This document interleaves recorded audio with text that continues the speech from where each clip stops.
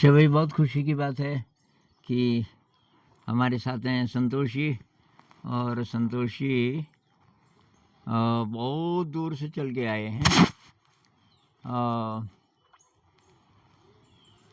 पूना नहीं, क्या बोला आपने? नागपुर से हैं। नागपुर नागपुर से। महाराष्ट्र। नागपुर महाराष्ट्र से आए हैं। 3 दिन तक चलते रहे और काफ़ी मुश्किल यात्रा रही। दिल्ली में काफ़ी भटके और यहाँ आने के बाद तब मैंने इनको पूछा, भाई तो बोलो कुछ, कोई प्रश्न होगा, कोई प्रॉब्लम होगी। मैंने कहा कोई प्रश्न नहीं, कोई प्रॉब्लम नहीं। तो मैंने कहा क्यों आए, क्या आप अच्छे लगे? और अंदर भाव आया और बस मैं आ गया। तो बस इनको अच्छा लगा, तो मतलब एकदम भावुक कह लो या बहुत श्रद्धा वाला बोलो, ऐसे वाले व्यक्ति हैं। पर मैंने सोचा भाई अब आप आए हैं तो थोड़ा याद रहेगी, एक वीडियो बना लेते हैं और तब जैसे ये लगेगा भाई कि आप भी आए थे कभी यहाँ। पर आपके मन में कुछ कुछ तो था, कुछ प्रश्न टाइप? हाँ, कुछ प्रश्न तो थे। हाँ, तो वहाँ से शुरू कर देते हैं जी।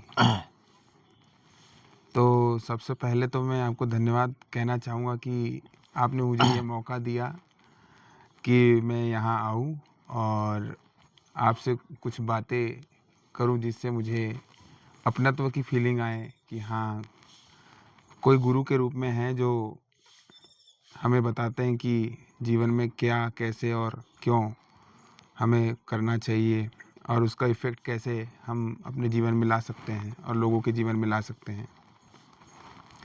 तो सर, सबसे पहला प्रश्न मेरा ये रहेगा कि जो आज सोशल मीडिया का दौर है और हर इंसान, चाहे वो बच्चा हो, चाहे वो युवा हो और चाहे वो किसी भी स्टेज में हो लाइफ के, एक कंपैरिजन मोड में जा रहा है।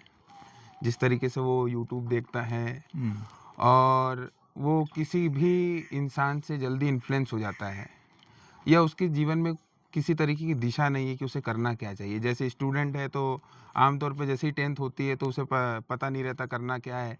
उसका दोस्त उसका दोस्त कॉमर्स ले रहा है तो वो भी कॉमर्स की तरफ चले जाता है। उसका दोस्त साइंस की तरफ जा रहा है तो साइंस ले लेता है। उसी तरीके से दूसरी तरफ युवा हो गया, उसके पास खुद का कुछ नहीं है, उसे कुछ नहीं पता कि उसे क्या आता है, वो पसंद क्या करता है। लेकिन आज की भाग दौड़ वाली ज़िंदगी में जैसे वो देखता है कि हाँ, अरे नरेंद्र मोदी जी अच्छा काम कर रहे हैं, मुझे पीएम बनना है।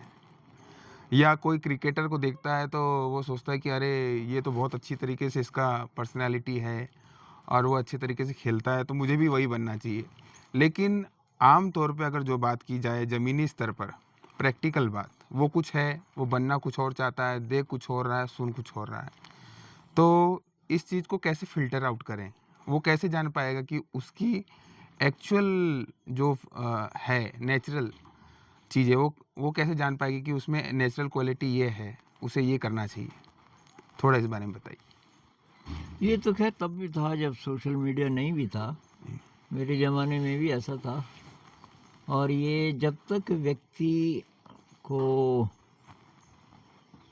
अपने अंदर क्लैरिटी नहीं हो ना, अपने पे कॉन्फिडेंस ना हो, तब तक वो भटकता रहता है। और सोशल मीडिया भटकने में और ज़्यादा मदद करता है और सारी शिक्षा व्यवस्था, माता पिता जो जो डालते हैं बच्चे के मन में, वो भी उसको भटकाता ही है। अब बच्चे की रुचि कुछ और है, आप पढ़ कुछ और रहा है, और उसी तरह बच्चा नहीं जाना चाहता कॉम्पिटिटिव एग्ज़ाम में, लेकिन अब जाना पड़ रहा है क्योंकि ये प्रेशर है। तो चाय भी पी लेते हैं साथ साथ। चाय है ये, आप भी बैठेंगे? नहीं सर। Thank you sir. अगर ये बहुत ज़्यादा लगे तो ये बहुत ज़्यादा है। Thank you sir. तो भाई एक तो वैल्यूज़ की बात है, बचपन से बच्चे को कैसी वैल्यूज़ के साथ पाला पोसा गया है। मैं अपनी बात बताऊं, मेरे दिमाग में कभी किसी ने नहीं डाला कि तू बड़ा होके तुझे डॉक्टर बनना है, इंजीनियर बनना है, कभी नहीं। जब रिज़ल्ट आता था कोई नहीं पूछता था तो फर्स्ट आया कि सेकंड आया, इतना पूछ लेते पास हुआ कि हाँ जी पास हुआ, चलो ठीक है। तो ये फ्रीडम था। दूसरा, मुझे ज़िंदगी में कभी किसी ने नहीं बोला कि तू सिलेबस की किताबें क्यों नहीं पढ़ता, क्योंकि मैं तो आर्ट ही बनाता रहता था, घर में आर्ट करता रहता था हर समय, और किसी ने कभी मुझे टोका नहीं इस बारे में। और जब तक मैं गांव में था 8 तक, उसके बाद मैं भटका, क्योंकि उसके बाद काफ़ी चीज़ें बदली। लेकिन ये कुल मिला करके बचपन के संस्कार सबसे पहले, और उसके बाद व्यक्ति की तलाश क्या है, मतलब क्या करना है, ये बचपन में थोड़ा बहुत हो अगर, और जेन्युइनली हो, ये नहीं कि किसी के प्रभाव में। मेरे केस में मुझे पूछते थे तो बड़ा हो के क्या बनेगा, मैं बोलता था मैं साधु बनूंगा। और वो बदला नहीं मेरा, साधु की परिभाषा बदलती गई। तो मेरा अब बस इससे आगे तो बात ख़त्म, और कुछ बोल ही नहीं सकते। अगर मैं बोलूं कि भाई मैं डॉक्टर बनना चाहता हूं तो अच्छा, तो ठीक से पढ़ाई कर रहा है, ये कर रहा है, साधु के लिए कुछ नहीं, कोई क्वालिफिकेशन नहीं। तो मेरे लिए तो ये बहुत आसान रहा, और मैंने वही किया ज़िंदगी में जो मैं करना चाहता था। 3 साल के करीब में कंफ्यूज रहा बहुत ज़्यादा, तो बहुत डिप्रेस्ड रहा, बहुत बीमार रहा, और 18 महीने तक मेरा तब इलाज चला। आयुर्वेदिक का इलाज से ही ठीक हुआ, मैं एलोपैथी से नहीं हुआ। तो ऐसा है आज के ज़माने में, क्या करें। तो ये जो बात है ना कि किसी से भी प्रभावित हो जाते हैं, इसमें भी वही बात है। आपका अपना दृष्टिकोण अगर थोड़ा बहुत भी है तो उससे मिलती जुलती बात होगी, तभी आप एक्सेप्ट करोगे। कोई कुछ बिल्कुल ही अलग बोल रहा है तो आप नहीं करोगे। तो 1 महीने में सोशल मीडिया अच्छा है क्योंकि उसमें इन्फॉर्मेशन बहुत है, आपको जैसी चाहिए मिल जाएगी। लेकिन जिसकी अपनी दृष्टि साफ नहीं है उसके लिए तो फिर वही भटकन है।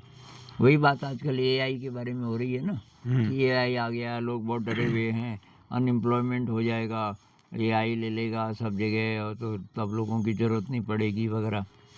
लेकिन अगर आप क्रिएटिव हो तो एआई बहुत काम की चीज़ है। क्रिएटिव इंसान के लिए एआई यूज़फुल है।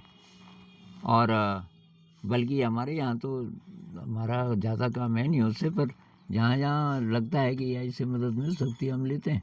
पर हमारा पहले अपना दृष्टिकोण क्लियर होता है, मैं ये करना चाहता हूँ। एआई से मैं चाहता हूँ कि वो ये करे एग्जैक्टली, वैसे इंस्ट्रक्शन दे दो तो तब तो वो यूज़फुल है। तो मतलब आपको पता होना चाहिए कि मैं किधर जाना चाहता हूँ, मैं क्या करना चाहता हूँ, वो क्लैरिटी।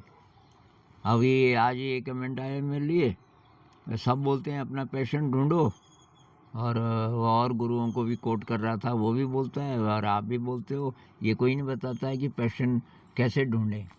अरे मैंने कभी तेरा पैशन, अपने पैशन की बात नहीं हम कर रहे, तेरा पैशन है तो तू ही तो ढूंढेगा भाई, हमें कैसे पता चलेगा तेरा पैशन क्या है। ट्राई कर अलग अलग चीज़ें, क्या क्या अच्छा लगता है तेरे को। तेरे पैशन को ढूंढने में और कौन करेगा मदद, तुझे करना पड़ेगा। अलग अलग चीज़ें ट्राई कर, कहीं तो तेरे को मज़ा आएगा। तो कुल मिलाकर के मेरे ख्याल से ये यूथ को, पहले तो बच्चों को भी, और ये बहुत ज़रूरी है कि भाई तुम्हारा दृष्टिकोण क्या है ज़िंदगी का, और वो कहाँ से आया, वो कहाँ से आया। तो जो बड़े बड़े प्रश्न हैं, कहते हैं 18 साल का कोई हो गया तो अब वयस्क हो गया, तो अब वो शिक्षित हुआ कि नहीं हुआ, चाहे डिग्रियां कितनी भी ले ली, इसका एक इंडिकेटर है। उसके सवाल क्या हैं, बड़े बड़े सवाल क्या हैं उसके ज़िंदगी के। अगर तो सवाल ऐसे हैं, मेरी नौकरी लगेगी कि नहीं लगेगी, मेरी अच्छी शादी होगी कि नहीं होगी, तो शिक्षित नहीं है, बल्कि अशिक्षित हो गया, और नीचे चला गया इंसान से भी। अगर उसके सवाल ऐसे हैं क्या आत्मा होती है? क्या ईश्वर होता है? ये ब्रह्मांड कहाँ तक है? क्या पुनर्जन्म होता है? मतलब मैं पहले भी था? ऐसे वाले अगर सवाल हैं, इसका मतलब वो शिक्षित हुआ है, उसके ब्रेन का विकास हुआ है जिस ब्रह्मांड में हम आए। उसके लिए कोई सवाल नहीं। ये आकाश कहाँ तक है, ये क्या है, तो ये कैसे हो, इस पे ध्यान देना पड़ेगा माता पिता लोगों को। माता पिता का अपना विजन होगा, ये तब होगा जब तक माता पिता खुद भी जानवर की तरह जी रहे हैं। मतलब रोटी कपड़ा मकान और एंटरटेनमेंट और वगैरह वगैरह, बस ख़त्म, इतनी ज़िंदगी है। तो बच्चे की सोच भी वही बनेगी, मटीरियलिस्टिक, और वो उसको भटकाएगी। जी आपने उल्टा पहना है जी। तो पता नहीं आवाज़ आएगी नहीं, देख तो।